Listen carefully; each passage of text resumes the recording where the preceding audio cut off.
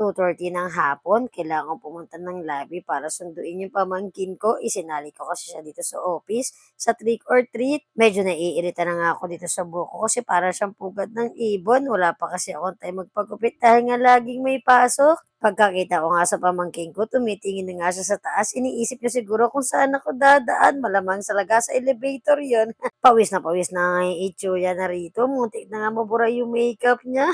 Habang nasa loob nga kami ng elevator, sabi ko sa kanya, mag-take muna tayo ng pictures para meron tayong pang my day. Siyempre, hindi lang sila yung may costume. Siyempre, tayo din. Pero parang hindi ko na kailangan to. Parang kapares ko lang ng itsura yung costume ko. Busy na nga ang lahat dito sa pagme-makeup nila mga idol kasi mag-uumpisa na nga yung event. Siyempre, meron na nga rin kami rito pamigay ng mga candies para sa trick or treat ng mga bata. Nag-umpisa na nga ang umikot ng mga bata to para makahingi na sila ng candies sa bawat campaign. Nung bata ako, hindi ko naranasan yung ganitong event. Kaya hanggat kaya ko iparanas sa mga pamangkin ko, ginagawa ko. Sobra din ako nag-enjoy sa event na to. Feeling ko bumalik ako sa pagkabata ko kahit na hindi ako naka-attend sa ganitong event. At sa sobrang pagiging mahiyain nga ng pamangkin ko rito ay kailangan ko pa siyang i-guide kung anong gagawin niya. Palibasa kasi hindi naman to palalabas ng bahay.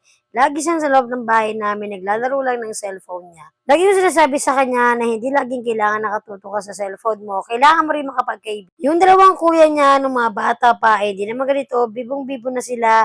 Lalo na ngayon na malalaki na yan, napakakulit na. Naikot naman niya lahat ng campaign dito, kaya kahit paano nakarami na rin siya ng loot bag at mga candies na naiuwi niya. Pagdating nga ng hapon, mga idol, eto, meron dito yung stop dance.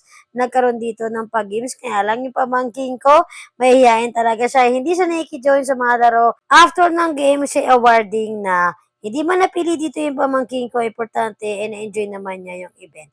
Yun naman talaga ang pinakamahalaga, mga idol. Congratulations sa mga nanalo. After nun, syempre, hindi mawawala dito yung kainan time. Kumain na nga ako dito ng palabok, tapos kumuha ako ng dalawang tasty. Tapos sa pamangkin ko, meron siyang spaghetti as french fries. Habang kumakain ako, napansin ko, naka-ID pa pala ako. Kaya tinanggal ko muna, sabi ko sa pamangkin ko, ilagay niya sa loob ng bag ko. Siguraduhin niya na may lalagay niya ako, hindi na ako makakapasok ng off. No ID, no entry, walang pasok, walang sahod. Naging napaka-tough sa akin na October na to, unang araw pa lamang yung nagkasakit na ako. Pero thank God, yes, I did it again. Bago natapos yung buwan, buti na nga lang, natapos ko na rin talaga yung dapat kong gawin. Siyempre, it's payback time. Kaya sa darating na linggo, magsisimba tayo para magpasalamat kay Papa God na hindi niya tayo pinabayaan kahit napakahirap nito October na to.